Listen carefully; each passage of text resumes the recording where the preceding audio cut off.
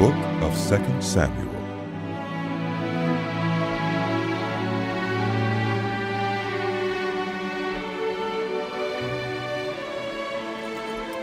After the death of Saul, David returned from striking down the Amalekites and stayed in Ziklag 2 days.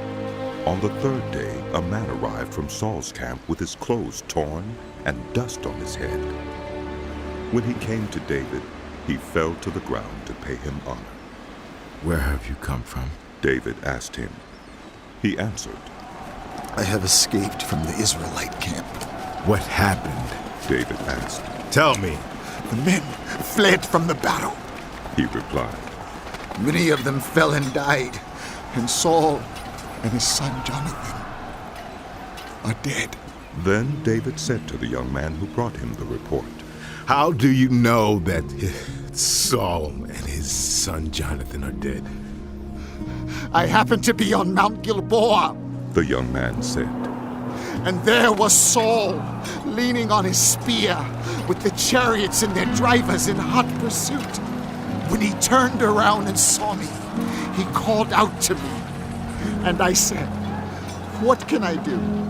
He asked me, 'Who are you?' 'An Amalekite,' I answered. Then he said to me, 'Stand here by me and kill me.' I'm in the throes of death, but I'm still alive. So I stood beside him and killed him, because I knew that after he had fallen, he could not survive. And I took the crown that was on his head and the band on his arm, and have brought them here to my Lord." Then David and all the men with him took hold of their clothes and tore them. They mourned and wept and fasted till evening for Saul and his son Jonathan, and for the army of the Lord and the house of Israel, because they had fallen by the sword. David said to the young man who brought him the report, "Where are you from?" "I am the son of a foreigner, an Amalekite." he answered. David asked him, "Why weren't you afraid to lift your hand to destroy the Lord's anointed?" Then David called one of his men and said, "Go strike him down!" So he struck him down, and he died. For David had said to him, "Your blood be on your own head. Your own mouth testified against you when you said, 'I killed the Lord's anointed.'" David took up this lament concerning Saul and his son Jonathan, and he ordered that the people of Judah be taught this lament of the bow. It is written in the book of Jasher.